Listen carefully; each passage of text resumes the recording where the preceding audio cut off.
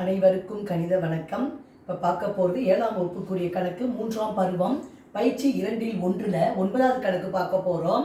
ரஞ்சித்தின் மாத வருமானம் ரூபாய் 7500.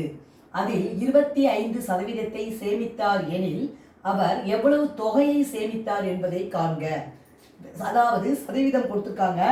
மாத வருமானத்தில் அவர் எவ்வளோ சேமித்தாருங்கிறது சதவீதம் கொடுக்கப்பட்டிருக்கு.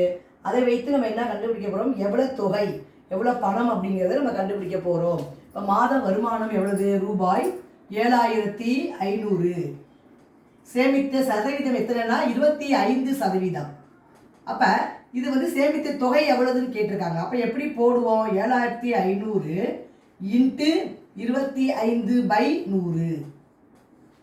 இப்போ பார்த்தீங்கன்னா 25 ஓர் 25 25 4 25 100ன்னு அடிச்சிட்டேன். இப்போ 4ஆம் வாய்ப்பாடில் ஓர் நாள் 4 இங்கே அடித்தோம்னா ஓர் நாள் 4 மீதி 3. 35ல் 8 நாள் 32 மீதி 3. இந்த பூஜ்ஜியத்தை எடுத்துக்கிட்டிங்கன்னா 30.